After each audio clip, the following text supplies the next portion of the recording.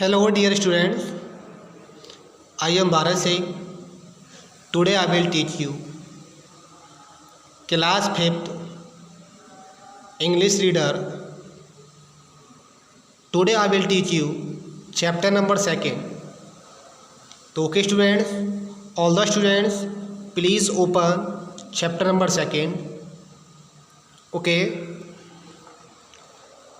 chapter number 2. Name of the chapter is Newton the great scientist.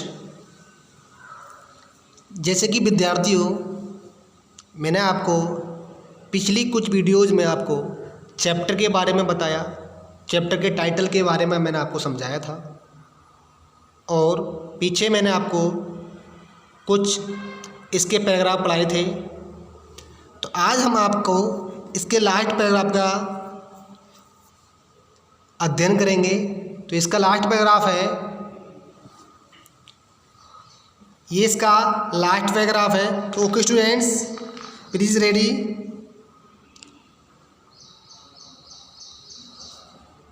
जैसे कि मैंने आपको पिछले पार्ट में बताया था कि न्यूटन ने एक विंड मिल का आविष्कार किया था, मतलब उसका एक मॉडल बनाया था और सभी अपने फ्रेंड्स को, अपने पड़ोसियों को उसको दिखाया था। और उसका जो मिलर था वो एक चूहा बनाया गया था और चूहा का जो करैक्टर था वो अच्छा नहीं था क्योंकि वो चोरी कर लेता था। तो ये सब कुछ हमने आपको पिछले लेक्चर में बताया था। तो आज हम यहाँ से अध्ययन करेंगे। As Isaac Newton grew older it was found that he had far more important matters on his mind than the manufacture of toys like the little windmill. As Isaac Newton grew older, जैसे Isak Newton grew older मतलब बड़ा हुआ, जैसे जैसे Isak Newton बड़ा हुआ, it was found, ये पाया गया, that he had more important, that he had far more important matters, कि उसके पास और ज़्यादा important matters थे on his mind, उसके दिमाग में, than the manufacture of toys, कि खिलौनों के बनाने के मुकाबले की तुलना में, like the little windmill, जैसे कि उसने एक छोटी सी विंडमिल बनाई थी। भाई अर्थात इसका मीनिंग ये है कि जैसे न्यूटन बड़ा हुआ तो हमको ये पता चला कि अब न्यूटन के दिमाग में और ज़्यादा इम्पोर्टेंट मैटर्स हैं, मामले हैं कि जो उसने अब तक खिलौने तैयार किए थे और जैसे कि एक विंडमिल बनाया था, विंडमिल बनाई थी, मतलब एक पवन चक्की बनाई थी। अब उसके मुकाबले अब उसके दिमाग में अब और ज़्यादा इम्पोर्टेंट्स आइडियाज़ हैं, विचार हैं। ऑल डे लॉन्ग, पूरे दिन भर, if he left to himself, जैसे कि वो अपने आप को छोड़ता था, as he was either absorbed in thought और engaged in some of books of mathematics और natural philosophy। All day long, जैसे कि पूरे दिन भर, इफ़ यदि ही लेफ्ट टू हिमसेल्फ, जैसे कि अपने लिए वो पूरा दिन निकालता था, पूरे दिन भर अपने लिए। ही वॉज आइदर ऑब्जर्व, हमेशा विचार, ऑब्जर्व में सोचता रहता था, विचार करता रहता था, बारीकी से किसी चीज़ का निरीक्षण करते रहता था। इन थॉट, अपने विचारों को, और इंगेज, व्यस्त रहता था, इन सम बुक्स, कुछ किताबों में, ऑफ मैथमेटिक्स, गणित की, ऑफ नेचुरल फिलोसफी, और प्राकृतिक दार्शनिक शास्त्र की किताबों में हमेशा बिजी रहता था। जैसे हम उसको छोड़ते थे, वो हमेशा अपने विचारों को ऑब्जर्व करता था, अपने विचारों में ही सोचता रहता था और हमेशा व्यस्त रहता था अपनी गणित की किताबों में और दार्शनिक शास्त्र की किताबों में हमेशा व्यस्त रहता था, बिजी रहता था और उनमें विचार करता रहता था। It was during this period that he discovered the law of gravity, law of motion and many other laws. It was during this period, इस समय के दौरान, मैंने इस समय के दौरान, दैट ही डिस्कवर्ड, उसने खोज की, द लॉ ऑफ ग्रेविटी की लॉ का उसने खोज की, एंड लॉ ऑफ मोशन, और लॉ ऑफ मेसन की उसने खोज की, एंड मैनी अदर लॉज, और बहुत से दूसरे लॉज के बारे में उसने खोज की। जैसे वो अध्ययन करता था अपनी किताबों के बारे में, किताबों को पढ़ता था मैथ की और फिलोसफी की किताबें पढ़ता था और हमेशा अपने विचार में व्यस्त रहता था। तो उसी दौरान उसने बहुत से लॉज को डिस्कवर्ड किया, जैसे law of gravity, law of motion and many other laws. Newton lived to be very old man and acquired great renown. Newton lived रहता था in a very old man, एक जैसे बहुत बूढ़े व्यक्ति की तरह। अब क्योंकि न्यूटन बूढ़ा हो गया था, Newton lived to be a very old man. अब न्यूटन एक बहुत बूढ़े व्यक्ति की तरह रहता था। एंड एक्वायर्ड, उसने प्राप्त की ग्रेट रिनोन, और उसने एक रिनोन का मतलब होता है प्रसिद्धि, फेम, और उसने अब बहुत ज़्यादा प्रसिद्धि प्राप्त कर ली थी। जैसे ही वो बूढ़ा हुआ, अपने बूढ़ी लाइफ को मतलब अपने बुजुर्ग अवस्था में जी रहा था, तो उसने जब तक उसने क्या करा था, बहुत सा फेम प्राप्त कर लिया था। एक्वायर्ड ग्रेट रिनोन, बहुत ज़्यादा प्रसिद्धि प्राप्त कर ली थी। Was made a member of parliament and was made a member of parliament. Member of parliament मतलब वो MP बन गया था, एक पार्लियामेंट का संसद भवन का एक मेंबर बन गया था, सदस्य बन गया था। And receive the honour of kinghood, sorry knighthood from the king.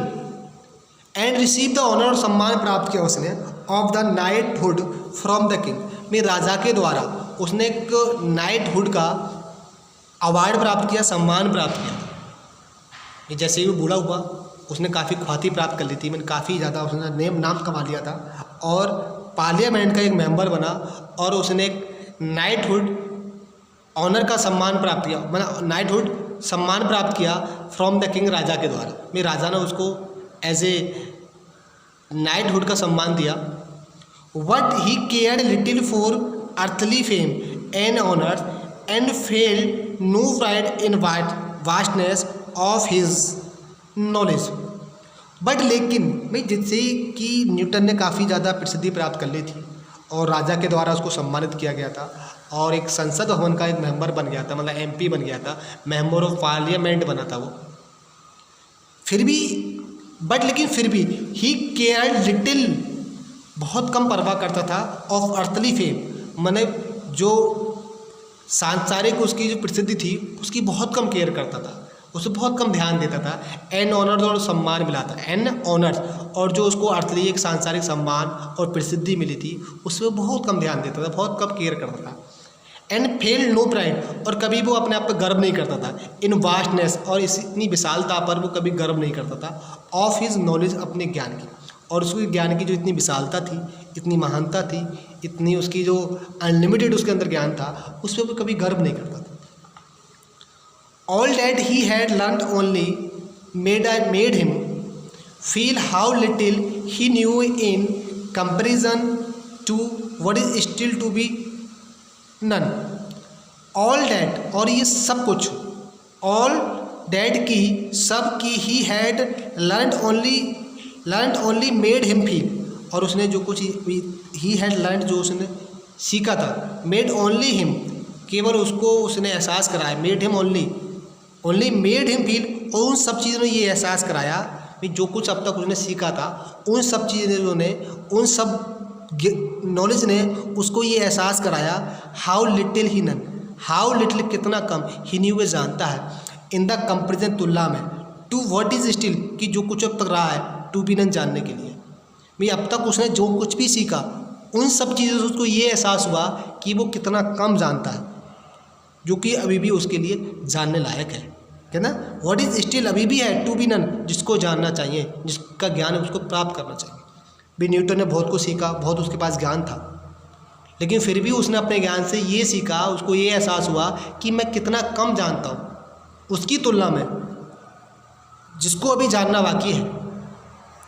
तो ओके स्टूडेंट्स, यहाँ तक ये चैप्टर पूरा हुआ। आगे हम इसकी वोकैबुलरी को देखेंगे। फैकल्टी मीन्स होता है टैलेंट, मतलब योग्यता, एक फैकल्टी में योग्यता होती है। अनगवर्नेबल मतलब जिसको कंट्रोल ना किया जा सके, अनकंट्रोलेबल। मतलब जिसको कंट्रोल ना किया जा सके, अनकंट्रोलेबल। मतलब जिसको कंट्रोल ना किया जा सके, अनगवर्नेबल। मतलब जिसको कंट्रोल ना किया जा सके, अनकंट्रोलेबल। मतलब जिसको कंट्रोल ना किया जा सके, अनकंट्रोलेबल। मतलब जिसको कंट्रोल ना किया जा सके, अनकंट्रोलेबल। स्क्रूटिनाइज, ऑब्जर्व क्लोजली, बहुत बारीकी से किसी चीज़ को देखना। एनचेंटेड मतलब प्रभावित होना। इम्प्रेस्ड मतलब एनचेंटेड, इम्प्रेस्ड मीन्स प्रभावित होना, आसक्त होना, मंत्रमुग्ध हो जाना। रीनन, फेम मीन्स प्रसिद्धि, ख्याति। Ingenuity, originality and investiveness, inventiveness. The originality and inventiveness मतलब किसी आविष्कार करने की क्षमता, योग्यता।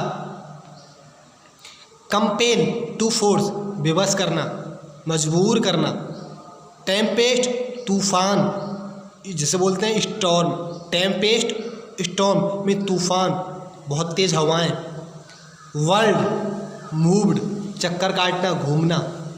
डिफिशियंसी, ए शॉर्ट कमिंग, कमी, अभाव। तो students, this chapter is over and vocabulary also is over, and next video we will complete the exercise of this chapter.